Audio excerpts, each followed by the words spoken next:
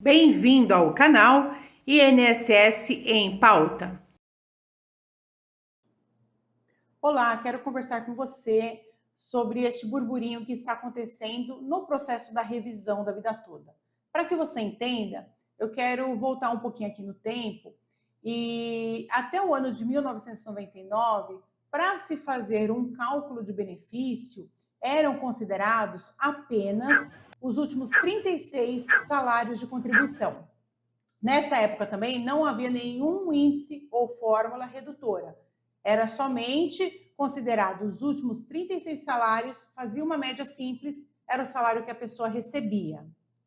Para exemplificar isso, eu acredito que você já deve ter escutado alguma situação parecida. Olha, o fulano, uma época aí, pagou 5 anos sobre o teto e ele recebeu o teto.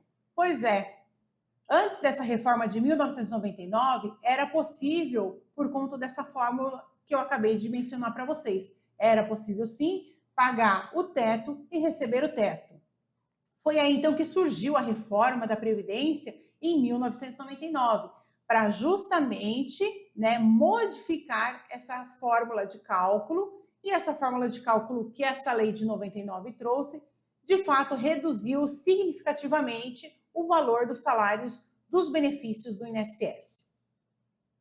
E a partir de 1999, para chegar então a um salário de benefício, eram considerados o quê? Os 80 maiores salários de contribuições que a pessoa pagou lá para o INSS, e somente os salários de contribuições a partir de julho de 94, e ainda também essa lei trouxe uma fórmula redutora, que é o fator previdenciário. Então, para não prejudicar aqueles segurados que já eram inscritos no INSS antes dessa reforma de 1999, a lei prevê que, se o cálculo do salário de benefício for mais vantajoso, aplica-se então a regra definitiva, onde deverá ser considerada todas as contribuições, incluindo, inclusive, as anteriores do Plano Real, para chegar assim em um salário mais vantajoso para este segurado. A regra definitiva, ela está na lei, ela veio para privilegiar, digamos assim, os segurados que pagaram o INSS antes do Plano Real e que, considerando a integralidade de suas contribuições, elevando assim a sua média e melhorando significativamente o salário do seu benefício. O STF já havia se posicionado em dezembro de 2022 totalmente favorável para a revisão da vida toda.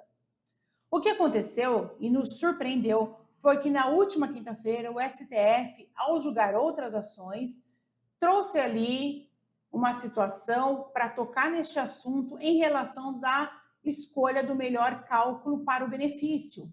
E assim eles decidiram que o segurado não pode optar por uma outra regra, somente pode ser aplicada a regra de transição. E a regra de transição é justamente esta: considerar somente os salários de julho de 94 para frente. Pois bem, houve aí uma reviravolta e uma indignação de aposentados, pensionistas, inclusive advogados, associações, todo mundo aí que está trabalhando, pleiteando para melhorar o salário dos aposentados e dos pensionistas, dos segurados do INSS.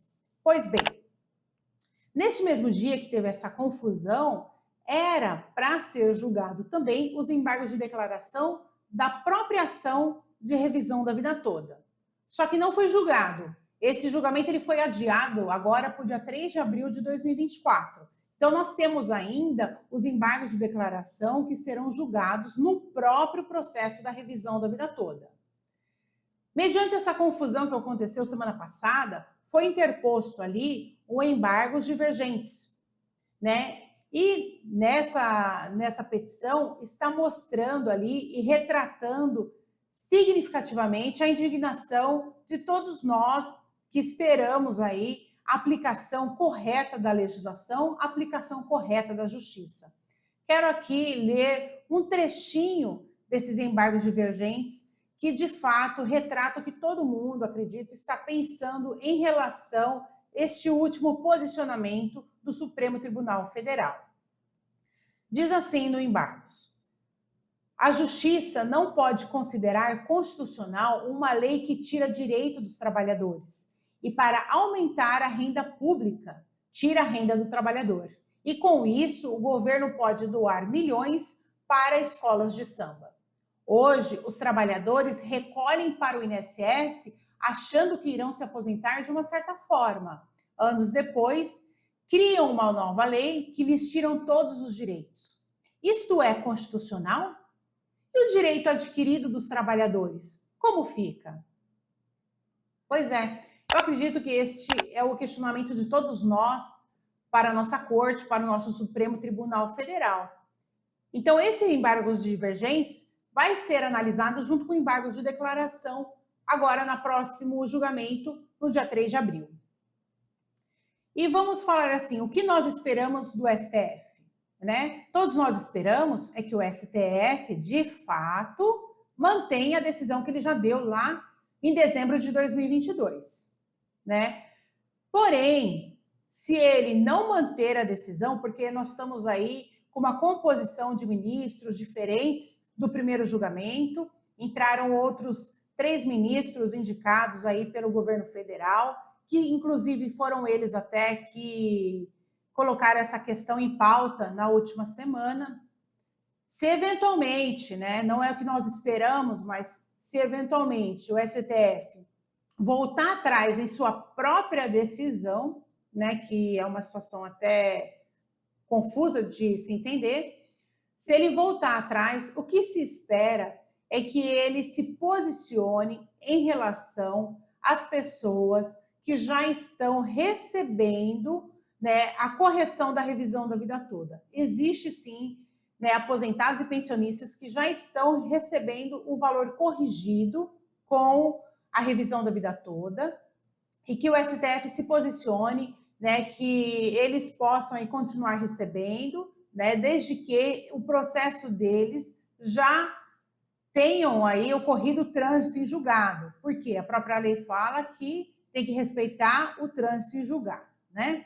Então, para essas pessoas que já recebem, já tiveram trânsito em julgado da sua ação, esse benefício vai permanecer. Para aqueles que recebem somente por tutela antecipada, essas pessoas não deverão devolver nada que receberam, até porque eles recebem de boa fé.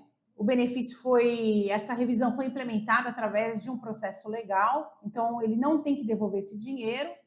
Então, que ele se posicione modulando os efeitos para as pessoas que já estão recebendo efetivamente o salário corrigido pela revisão da vida toda. Então, vamos esperar que eles se posicionem em relação a isso, né? Mas, no meu ponto de vista, eu quero aqui só para concluir meu raciocínio, mesmo que o STF se posicione somente modulando os efeitos dessa decisão, não mantendo a decisão favorável para todos aqueles que têm direito à revisão da vida toda, no meu ponto de vista, também o STF está ferindo a Constituição Federal, porque ele não está respeitando o princípio da igualdade. Porque se ele modular os efeitos dizendo que alguns podem permanecer com a revisão e outros não, têm direito à revisão, então ele está ferindo o princípio da igualdade, tratando de forma aí desigual as pessoas que também têm o mesmo direito. Mas vamos aguardar a decisão, dia 3 de abril, nós vamos ver o que vai acontecer, né? Todos nós aí temos interesse sim, advogados têm interesse, os segurados principalmente, porque isso reflete um benefício muito melhor para o segurado, também eles têm interesse, né? Então, nós vamos aguardar dia 3 de abril o que o STF vai se posicionar em relação a isso, né? Qualquer novidade eu trago aqui para vocês no canal. Quero agradecer a você que me assistiu até aqui. Muito obrigada. Dê seu like, deixe o seu comentário. Agradeço e até o próximo vídeo. Até mais!